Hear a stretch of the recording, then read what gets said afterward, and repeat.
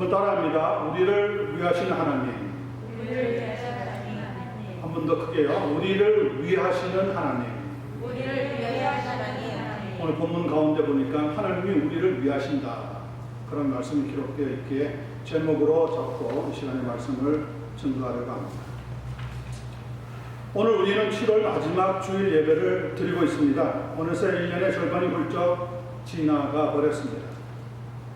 코비드19 때문에 시작된 어려운 일들이 작년 12월이었는데 벌써 8개월이나 시간이 됩니다. 곳곳에서 코로나 바이러스가 확산되고 사망자는 계속 늘어나고 있는 추세입니다. 백신 몇 개가 개발되어서 자원한 이들을 대상으로 임상을 하고 있긴 하지만 아직 확실하게 치료하기가 단정된 것은 없습니다. 더 우울한 것은 내년 7월 혹은 8월쯤이나 되어야 그런대로 이전의 일상생활로 돌아가게 될 것 같다고 하는 소식입니다. 정말 삶이 얼마나 폭폭한지 알 수가 없습니다. 이러지도 못하고 저러지도 못하는 삶이 마치 새장 안에 갇혀있는 새가 된 그런 느낌입니다. 그런 우리에게 오늘 본문 31절은 큰 위로의 말씀을 주고 있는 것이라고 생각됩니다. 그런즉 이 일에 대하여 우리가 무슨 말 하리요? 만일 하나님이 우리를 위하시면 누가 우리를 대적하리요? 여기에 보니까 만일 하나님이 우리를 위하시면 if God is for us, 하나님이 우리를 위하시면 하는 전제가 달려있는데, 그럴 때 그 어느 것도 성도인 우리를 두렵게 할 것도 또 위협할 것도 없다고 하는 의미의 말씀이라는 것을 알 수가 있습니다. 요한복음 16장 33절을 보면 두려워하는 제자들에게 예수님이 들려주신 말씀도 같은 맥락의 의미를 지고 있습니다. 이것을 너희에게 이르는 것은 너희로 내 안에서 평안을 누리게 하려 합니다. 세상에서는 너희가 환난을 당하나 담대하라, 내가 세상을 이겼노라. I have told you these things so that in me you may have peace. In this world you will have trouble, but take heart. I have overcome the world. 내가 세상을 이겼노라. 이 말씀이 제자들에게 큰 용기가 되었을 겁니다. 비록 코로나 바이러스의 위력이 대단하다고는 하지만 우리 주님께서 우리를 위해 주시기만 한다면 저는 평안을 누리게 될 줄로 믿습니다. 말씀을 나눌 때에 성령께서 우리를 보좌의 은혜의 보좌 앞으로 한 걸음 더 인도해 주시게 되기를 간절히 기원합니다. 자, 32절 말씀을 나누겠습니다. 자기 아들을 아끼지 아니하시고 우리 모든 사람을 위하여 내주시니가, 하나님이시죠? 내주시니가 어찌 그 아들과 함께 모든 것을 우리에게 주시지 아니하겠느냐. 자, 그러니까 만약 하나님이 우리를 위하시면 누가 우리를 대적하리요? 라고 31절에서 밝히고 있는데, 그렇게 위하신 하나님께서 우리에게 어떤 일을 해 주시겠다고 약속하고 있느냐? 오늘 32절에 보니까 자기 아들과 함께 모든 것을 우리에게 주실 것이다 하는 약속의 말씀이 들어 있습니다. 주시지 않겠느냐라고 의문형으로 표현한 것은 곧 하나님께서 아들과 함께 우리에게 필요한 모든 것을 틀림없이 주고도 뭐가 남습니까? 주리가 않는다. 틀림없이 그렇게 해주시고도 넉넉하게 여분이 남아있다는 것을 강조하기 위해서 그렇게 말씀을 기록했다는 것을 이해하시게 되기를 바랍니다. 여기서 아들이라고 하는 것은 물론 예수 그리스도를 가리킵니다. 조금 더 의심할 필요가 없습니다. 예수 그리스도를 우리에게 왜 주셨습니까? 질문입니다. 요한일서 5장 11절 12절은 이렇게 대답하고 있습니다. 또 증거는 이것이니 하나님이 우리에게 영생을 주신 것과 이 생명이 그의 아들 안에 있는 그것이니라. 아들이 있는 자에게는 생명이 있고 하나님의 아들이 없는 자에게는 생명이 없느니라. 그러니까 아들을 주신 이유가 분명한데 우리에게 뭘 주시기 위해서요? 생명을 주시기 위해서 그리 하셨다는 거예요. 그뿐 아니라 하나님께서는 또 성령을 주신다고 예수님을 통하여 말씀해 주고 있습니다. 요한복음 14장 16절 17절입니다. 내가 아버지께 구하겠으니 그가 또 다른 보혜사를 너희에게 주사 영원토록 너희와 함께 있게 하리니 그는 진리의 영이라. 세상은 능히 그를 받지 못하나니 이는 그를 보지도 못하고 알지도 못함이라. 그러나 너희는 그를 아나니 그는 너희와 함께 거하시며 또 너희 속에 뭐한다고요? 계시겠습니다. 이 시간에 우리의 마음속에 주의 성령님이 함께 하고 계신 줄로 분명히 믿습니다. 성령을 주신 이유가 뭡니까? 우리로 하여금 진리를 깨닫게 하시기 위해서 주셨다는 거예요. 아들 예수 그리스도를 주신 것은 무엇 때문이라고요? 우리에게 생명을 주시기 위해서다. 그냥 단순한 생명이 아닙니다. 영원한 생명을 주시기 위해서 그렇게 하셨다는 거예요. 누구나 하나님의 말씀을 깨달을 수 없습니다. 이걸 깨닫게 하시는 역사는 성령께서 하십니다.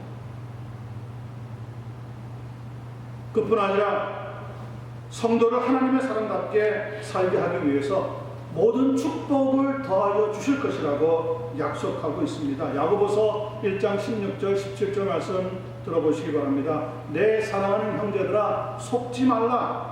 온갖 좋은 은사와 온전한 선물이 다 위로부터 빛들의 아버지께로부터 내려오나니 그는 변함도 없으시고 회전하는 그림자도 없으십니다.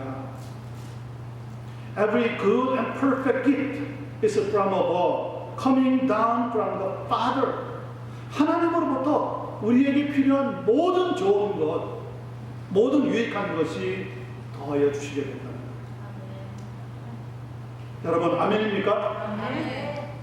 그러므로 우리에게 필요한 것은 어른이 되고 난 뒤에 가지고 있는 탐욕스러운 욕심이 아니라 어린아이와 같은 예수님의 깨끗한 마음이 필요하다는 거예요. 아이들을 보시기 바랍니다. 무엇을 먹을까 아침부터 걱정하지 않습니다. 무엇을 마실까 몇 시간 걱정하지 않습니다. 또 무슨 옷을 입어야 되는지 그들은 아침부터 머리를 끙끙대면서 고민하지 않습니다. 왜 그렇죠? 비록 때때로는 말을 제대로 할 수 없지만 그들은 당연히 누가 해준다고 믿고 있습니까? 그들의 아빠 엄마가 해줄 것이라고 분명히 믿고 있습니다. 여러분 어린 아이들도 자기의 부모가 해줄 것을 다 알고 믿고 있는데 하물며 하나님의 자녀가 된 성도들이 하나님을 믿지 못하고 주님을 믿지 못한다면 그것은 믿음이 아니라고 밖에 말할 수 없습니다.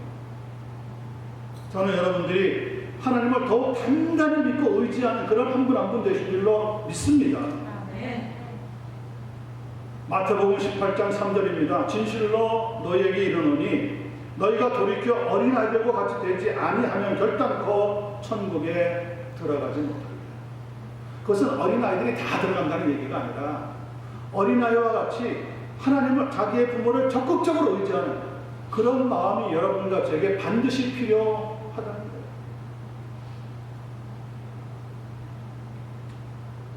어린아이들도 그 부모를 이렇게 믿고 살아가는데 하나님의 자녀가 된 우리가 하나님을 믿지 못한다면 그것은 말이 안 된다고 밖에 말할 수 없습니다.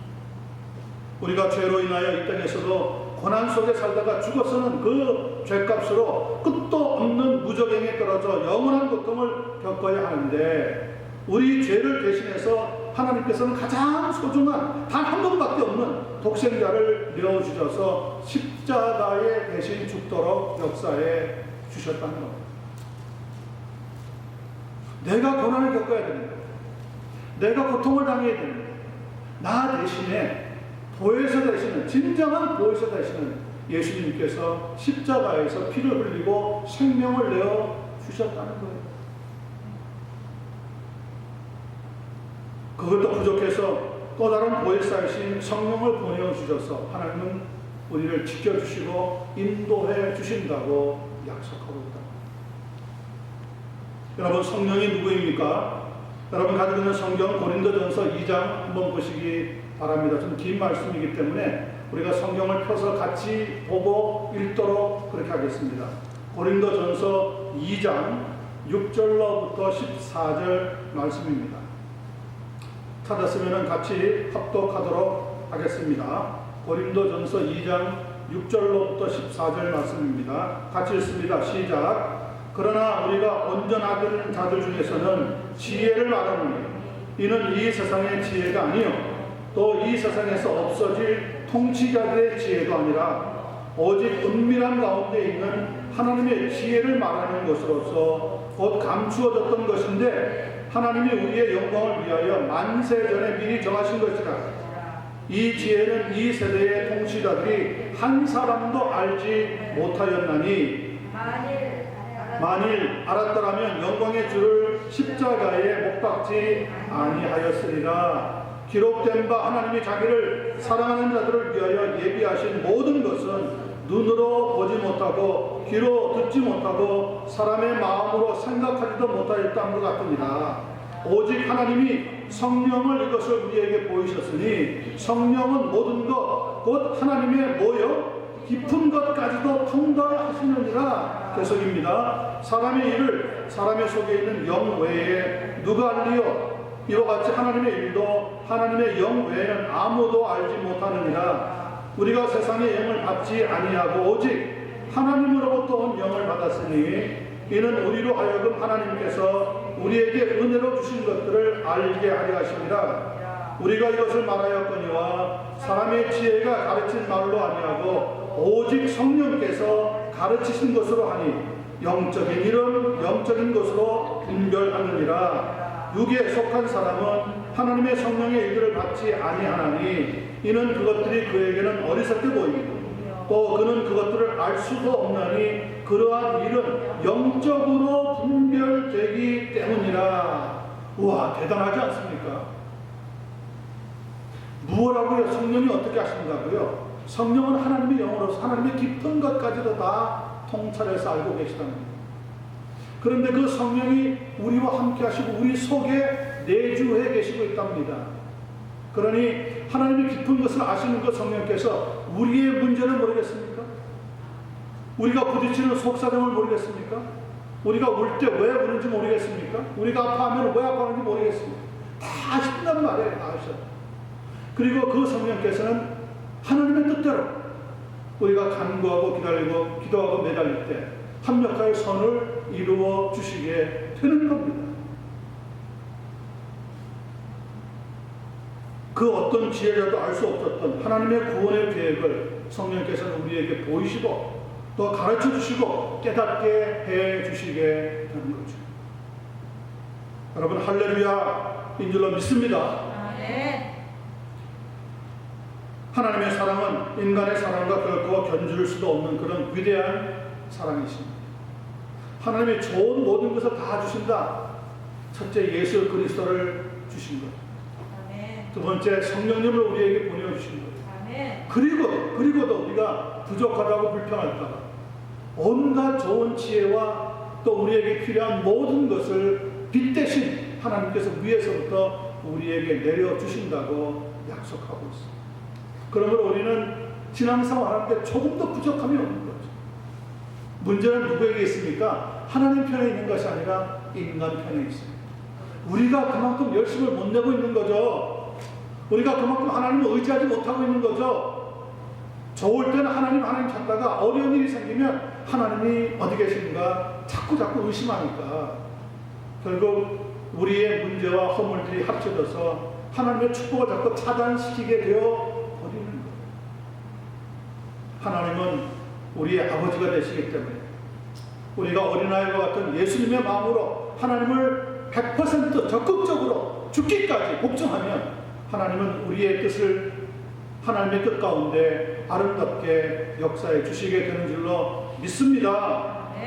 이 말씀이 코비드19로 인하여서 위축된 우리에게 큰 위로와 용기와 소망이 되기를 예수님의 이름으로 축원합니다. 두 번째 33절 말씀 보겠습니다. 누가 능히 하나님께서 택하신 자들을 고발하리요 의롭다 하신 이는 하나님이시니 누가 정죄하리요. 자, 우리는 31절에서 만일 하나님이 우리를 위하시면 누가 우리를 대적하리요 라고 하는 말씀을 들었습니다. 그렇게 우리를 위하신 하나님께서 어떤 일을 해주시겠다고 두 번째로 약속하고 있습니까? 본문 33절에 따르면 하나님께서는 우리를 의롭다고 해주시게 된다는 것을 가르쳐주고 있습니다. 여기서 의롭다고 하는 것은 법적 용어입니다. 우리가 함부로 쓰는 게 아니라 법정에 갔을 때 사용되는 특별한 용어란 이야기예요. 법정에서는 누가 고발 혹은 고소했느냐에 따라서 원고와 피고 혹은 요즘은 가해자와 피해자로 나누어서 분류하게 됩니다. 그런데 법정에서는 가해자와 피해자가 직접 대놓고 싸우는 것이 아니라 가해자를 대신하는 검사와 피해자를 대신하는 변호사가 논리적으로 그리고 아주 기술적으로 자신들의 견해를 밝히면서 상대방을 공략합니다. 조그마한 허점만 생기고 조그마한 말만 앞뒤가 안 맞아도 그 틈을 타서 그들의 잘못을 정확하게 때로는 너무 날카롭게 지적해버리고 맙니다. 이를 다 듣고 나면은 판사는 법에 따라서 공정하고도 공평하게 판결을 해야 하는 책임과 의무가 있습니다. 그리고 난 뒤에 판사가 당신은 죄를 범했습니다. 그러니 당신에게 형량으로 벌금 얼마를 내립니다. 구속 몇 년을 내립니다. 라고 의사봉을 땅땅땅 3번 때리게 되면 죄인이 되어서 그 사람은 그때부터 사회로부터 격리를 당하고 죄값을 치르게 되어집니다.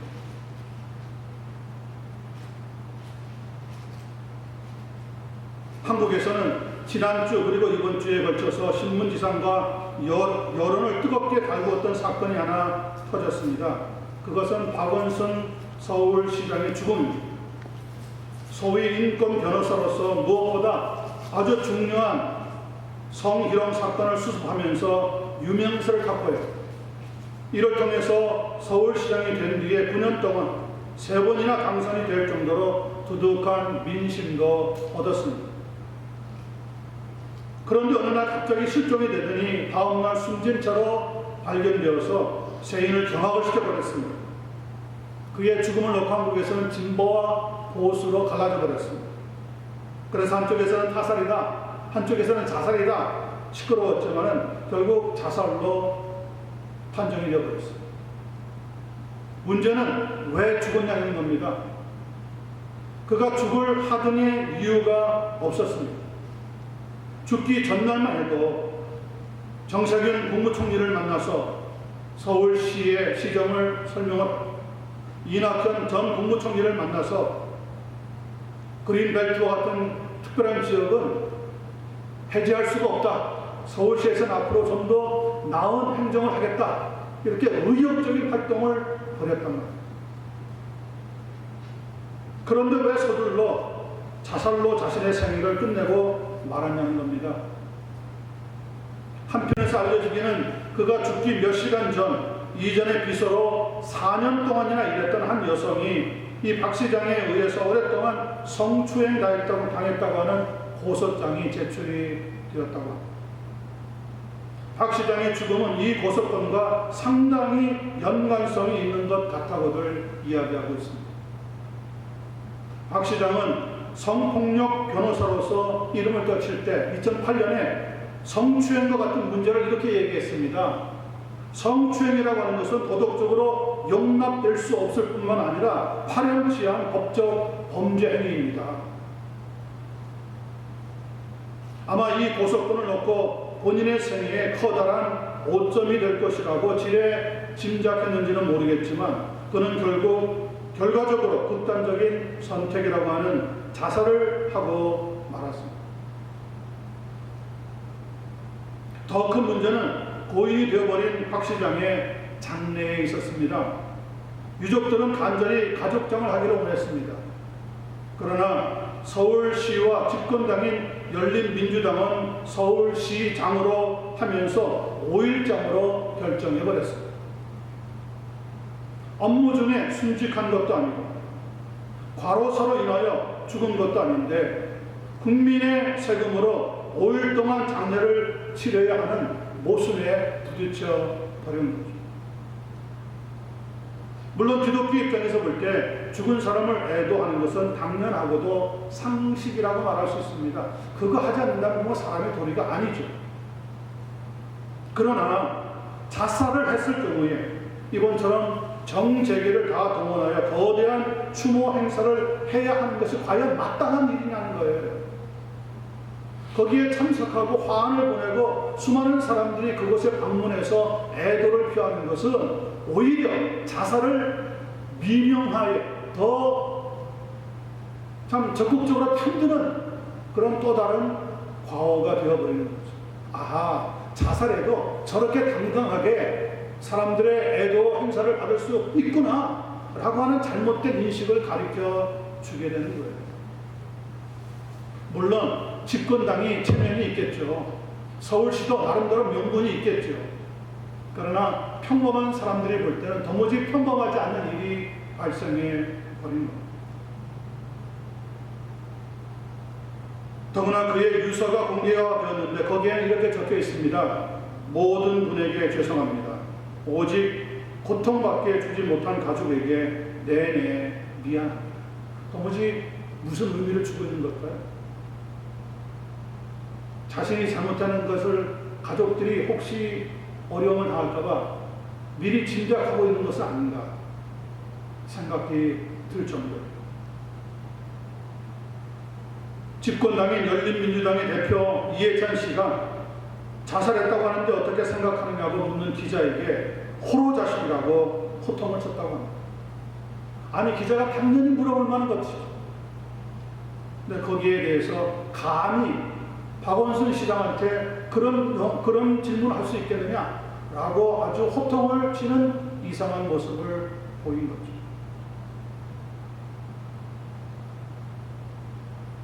박원순 시장의 정치적 동지라고 하는 사람들은 이렇게 또 이야기합니다. 아직 아무것도 밝혀진 게 없다. 있다면 증거를 내놔라. 지난 4년 동안 가만히 있다가 왜 지금에야 고소하느냐. 누가 뭐라고 해도 박원순 시장의 업적을 높이 평가해야 되고 그는 이 시대 최고의 시장이었다고 옹호하는 모습이 오히려 피해자를 더 힘들게 만들어버리고 집권당의 모습은 초라한 모습으로 전락하는 순간이었다는 겁니다. 여러분 한번 생각해 보세요. 여러분의 딸이 직장을 잘 다니고 있는데 겉으로 볼 때는 잘 몰랐어요. 무난하게 다니는 줄 알았어요. 그런데 직장 상사에게 혹은 보스에게 여러분 성추행을 당했다면 부모들 입장에서 여러분들은 가만히 있겠습니까? 그것도 하루 이틀이 아니라 무려 4년 동안 당했다면 어느 부모가 세상에 가만히 있겠습니까? 그리고 그렇게 성추행을 당한 본인은 앞으로 이 세상을 무슨 힘으로 누구를 믿고 누구를 의지하고 살아갈 수가 있겠습니까? 이건 말이 안 되는 거죠. 이 세상에 이렇게 어리석은 사람들이 얼마나 많이 있는지 알 수가 없습니다. 교육학에서는 지식, 승인, 실천 이 세 가지가 교육의 지표라고 정의하고 있습니다. 적어도 교육이라고 하면 이 세 가지는 반드시 들어가야 된다는 거예요. knowledge, acceptance, 그리고 practice. 지식을 배우고 그 지식을 받아들여서 이해하고 아 그렇구나 내가 인정하고 그리고는 그 지식을 제대로 실천하는 것까지 나갈 때 우리는 진정한 교육이 이루어졌다고 이야기합니다. 고 박원순 시장은 많이 배운 사람입니다. 변호사까지 되었으니 얼마나 공부를 했겠습니까? 그리고 시장이 되고 나서 서울시를 위해서 새로운 것을 정말 많이 인정하고 받아들였습니다. 심지어는 동성연애자들과 같은 성소수자들을 위한 코어 축제까지도 인정하고 허락한 장본인이 바로 그 사람입니다.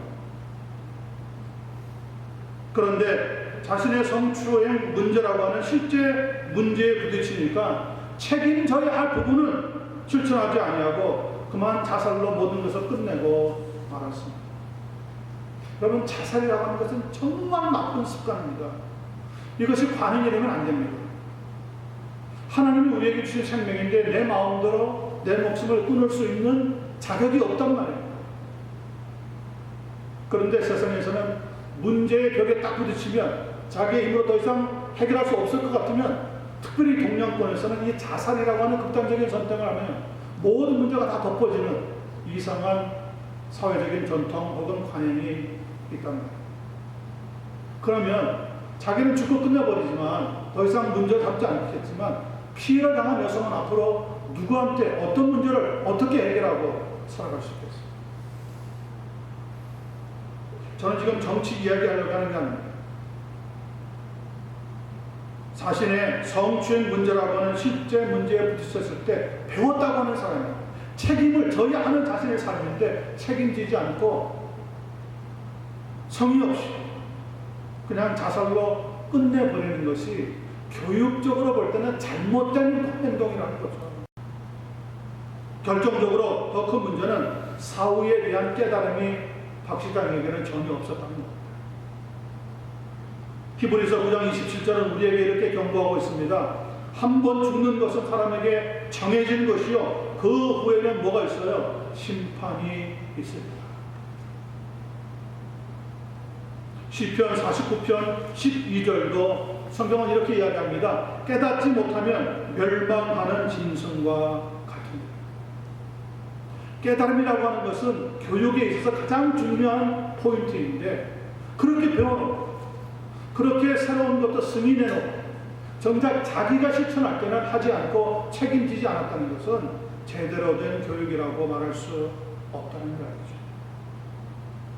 사탄은 검사가 되어서 우리를 하나님 앞에 놓고 이렇게 소리칩니다. 이 사람은 과거에도 지금도 죄가 많습니다. 그는 재개하기 힘듭니다. 그는 희망이 없습니다. 여러분, 사탄의 별명이 뭡니까? 고소자, 참소자, 가해자.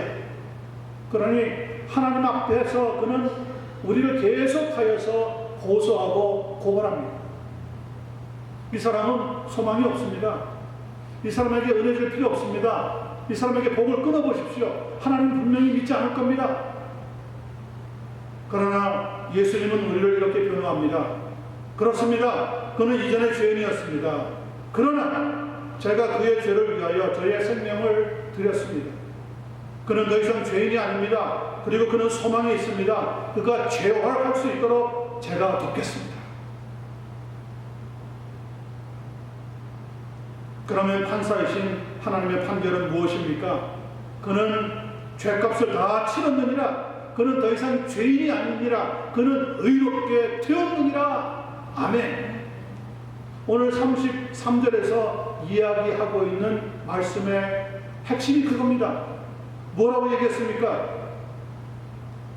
누가 하나님께서 택하신 자들을 고발하리요? 사탄은 하나님 앞에 우리를 고발합니다. 고소합니다. 저 사람은 죄인입니다. 지금도 죄를 짓고 있습니다. 그런데 뭐라고 성경은 이야기하고 있습니까? 의롭다 하신 이는 하나님이시니 누가 총재하리요? 우리를 변호해 주시는 예수님을 보면서 하나님은 판사로서 결정을 그렇게 내리는 겁니다. 이 사람은 더 이상 죄인이 아니다. 이 사람은 내가 의롭게 한다. 예수님이 피로 우리를 깨끗하게 씻어 주셨다는 거예요. 여러분, 주님이 나를 위해서 피 흘리시고 죽어주신 거 분명히 믿게 되기를 바랍니다. 결코 의심하지 말기를 바랍니다. 하나님은 우리를 의롭다고 하시는 판사이십니다. 이 귀한 진리가 깨달아지고 이 시간 우리 모두가 적용할 수 있는 그런 축복이 따라오게 되기를 예수님의 이름으로 간절히 축원합니다. 자, 그리고 마지막 34절 보겠습니다. 같이 읽을까요? 34절 시작. 누가 정죄하려 죽으실 뿐 아니라 다시 살아나신 이는 그리스도 예수시니 그는 하나님 우편에 계신 자여 우리를 위하여 간구하시는 자십니다. 우리는 31절에서 분명히 만약 하나님이 우리를 위하시면 누가 우리를 대적하리요? 라고 하는 말씀을 들었습니다. 그렇게 우리를 위하신 하나님께서는 세 번째 무엇을 해주시겠다고 약속하고 있습니까? 세 번째는 보니까 예수님을 통하여 그분이 하나님 우편에서 우리를 위하여 친히 간구하시는 역사를 나타내 주신다는 거예요. 하나님은 영이시기 때문에 요한복음 4장 14절에 보면 영이시라고 그랬어요. 그러므로 사실 하나님에게는 오른쪽 왼쪽이 있을 수 있습니까? 없습니까? 있을 수가 없죠. 사람같이 오른손 왼손이 없단 말이에요. 영이시란 말이에요. 하나님은 그런데 어떻게 하나님 우편에 계시다고 하는 말씀을 기록하고 있느냐? 그것은 사람인 우리가 이해할 수 있도록 하기 위한 비유적인 표현입니다. 하나님에게는 오른쪽 왼쪽이 없어요. 하나님 영이세요. 어디든지 또 무엇이든지 하나님에게는 막히는 것이 없어요. 그러나 제한된 육체를 가지고 있는 우리에게는 오른쪽 왼쪽, 오른편 왼편을 이해시키기 위해서 사용할 수밖에 없다는 것. 그것이 성경에 나와 있는 하나의 비유적인 표현입니다.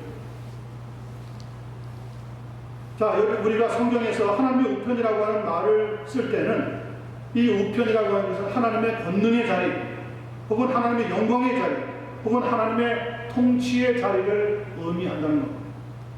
그런데 예수님께서 이제 하나님 우편에 계시다고 하는 것은 지상에 계실 때와는 다르다는 거죠. 지상에 계실 때는 예수님도 육체를 가지고 계셨기 때문에 먼 거리를 여행하셔서 피곤하시기도 하셨어요. 그러나 부활 이후에는 먼 거리를 여행해도 피곤한 것이 있을까요? 없을까요? 없는 거죠. 이전에 모든 권세와 능력을 다 회복하셨단 말이에요. 거룩과 영광을 다 도로 찾으셨단 말이에요. 그것이 바로 하나님 우편에 계시다고 하는 의미로 우리에게 알려주고 있는 거죠. 그뿐 아니라 우리를 위하여 간구하고 계시다고 하는 것은 우리를 엄청난 기쁨을 제공하는 동시에 또한 우리를 담대하시게 만드시는 능력을 가지고 계시다는 것을 보여줍니다. 자, 몇 년 전에 제가 설교하다가 나누었던 예화가 하나 생각이 나서 말씀드립니다. 미국의 어느 시골에 중년 부부가 살고 있었습니다. 우리 이장님같이 40대 아마 젊은 중년 부부였던 것 같아요. 두 사람이 서로 끔찍이도 미하고 사랑했어요. 그러던 어느 날 아내가 눈 수술을 하다가 잘못되어서 그만 양쪽 눈을 실명 나온 충격적인 일이 일어난 거죠. 그 후에 남편은 얼마 동안 자신의 일터에 휴직기를 내고는 아내의 손을 꼭 잡고 직장까지 같이 버스를 타고 출퇴근을 함께 해주었습니다. 그리고 어느 정도 시간이 지난 어느 날 남편이 아내에게 이렇게 얘기합니다. 이제 당신은 직장에 혼자서도 갈 수 있으니 그렇게 했으면 좋겠다. 이 말을 들은 아내는 너무너무 섭섭했습니다. 하지만 속에 오기가 생기더랍니다. 오케이, 내가 내 힘으로 직장을 갔다 오고 일하는 것을 해봐야지. 그렇게 일을 악물고 자기의 힘으로 혼자 일어서기를 하게 됩니다. 그리고 그 다음날부터 출퇴근하는 것을 시도를 했습니다. 지팡이를 짚고 버스 정류장까지 나가서 버스를 타고 직장에 오고 가는 일이, 그런데 두 눈이 실명당한 여인에게 쉬웠을까요? 어려웠을까요? 집을 나서는 것부터가 힘든 거예요.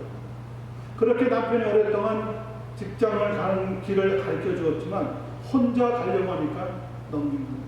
부딪히기도 하고 넘어지기도 하고 그럴 때마다 속이 상해서 펑펑 울었대요. 그렇게 몇 개월을 하다 보니까 그래도 버스를 타고 직장에 가는 것은 되더라는 거죠. 어느 정도 익숙해진 다음 어느 날 버스를 타고 출근하는데 버스 운전기사가 그 아내에게 이렇게 말해주더랍니다. 당신은 참 복도 많은 사람입니다. 무슨 말인지 의아한 거죠. 그랬더니 택시 운전기사가 이렇게 얘기합니다. 매일 남편이 당신과 함께 버스에 올라타서는 함께 있다가 당신이 직장 건물에 들어가는 순간까지 지켜보고 등 뒤에서 손을 흔들어 주는 걸 보니 정말 대단히 당신을 사랑하는 것 같습니다. 그런데 그 말을 듣는 순간 아내는 그만 통곡을 하고 말았습니다. 그동안에 쌓아왔던 소름이 한꺼번에 폭발한 거죠. 이렇게 어렵게 보이지도 않는데 내 힘으로 직장까지 출퇴근하면서 얼마나 고생을 했는데 남편은 나를 돌봐주지도 않고 하면서 오해했던 거예요. 오해했던 거예요. 남편은 홀로 서기를 도와주기 위해서 혹시나 다칠까봐 아침부터 직장 가는 그 부인의 뒤에 같이 타고 같이 앉아있다가 직장에 들어가는 것까지 보면서 뒤에서 손을 흔들어 줄 정도까지 했다고 하는데 두 눈을 뜨고 있는 버스 기사는 그걸 보면서 야, 참 대단한 사랑이다. 정말 복받은 여인이다. 이렇게 느끼고 있었지만 부인은 그런 사실을 알 까닭이 없었던 거죠. 왜요? 자기 눈에 안 보이니까. 자기의 손을 잡아주던 따뜻한 느낌이 없으니까. 그런데 그렇지 않았더라는 거예요. 여전히 자기와 함께하고 자기를 지켜보고 있었다는 거죠. 그 사실을 알고 나니까 그냥 미안해서 그냥 마음속에 있던 모든 게 다 한꺼번에 터져나가요. 여러분, 우리 주님 예수님이 우리를 위해서 하나님 우편에서 친히 간구하신답니다. 여러분, 어떻게 합니까? 우리도 섭섭했잖아요. 안 보이니까. 예수님이 정말 나를 위해서 기도하고 있나? 간구하고 계신가? 우리도 많은 오해를 하면서 살아오지 않았습니까? 눈에 보이지 않는다고, 손으로 만질 수 없다고, 느낌이 없다고. 그런데 오늘 성경은 이야기합니다. 성경이 말씀하고 있단 말이에요. 성경이 뭐라고 얘기합니까? 예수님은 하나님 우편에 계시고 자기의 성도들을 위해서, 이 땅에 있는 자기의 교회를 위해서 지금도 간구하고 계시다는 거예요. 버스 기사는 보면서 다 알고 있었잖아요. 성경도 미리 말씀하고 있는 겁니다. 예수님이 그렇게 하고 계시다는 거예요. 그러면 우리가 오해한 것을 다 풀어야 되는 거죠. 섭섭했던 거 다 내려놓아야 되는 거죠. 다른 사람은 나 축복하는데 하나님이 나는 축복하지 않는 것 같다. 그렇게 잘못 생각했던 거 다 내려놔야 되는 거죠. 아닙니다. 오늘 성경은 뭐라고 얘기합니까? 하나님이 우리와 함께 하시는, 누가 우리를 대적하리요? 하나님이 우리를 위해서 어떻게 하십니까? 예수님을 통하여서 이 땅에 있는 우리의 연약함을 돕기 위해서 우리 예수님이 대신 간절히 간구해 주시고 있다는 거예요. 어떻게 합니까? 성경이 말하니까 안 되죠.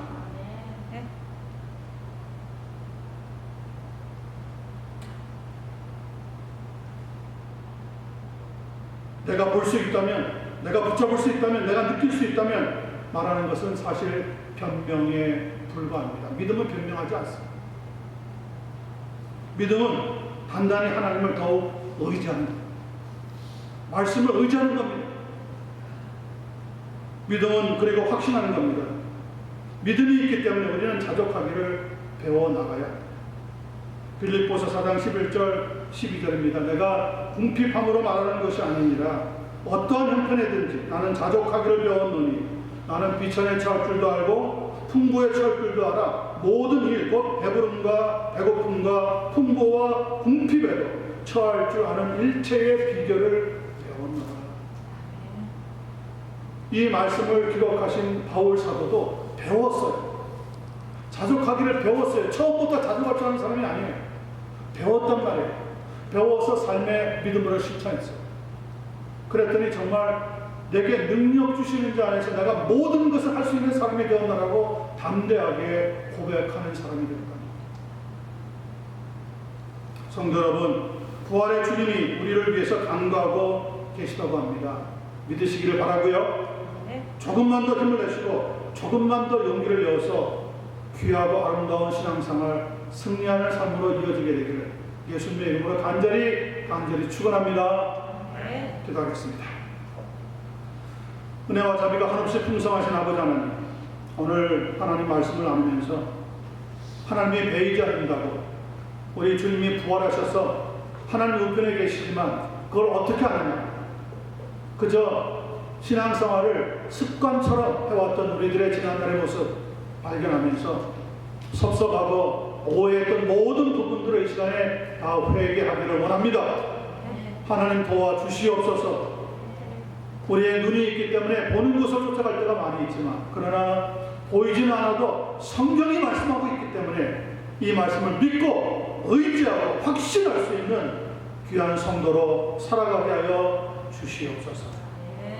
우리 구주 예수 그리스도의 이름으로 간절히 기도드리옵나이다. 아멘.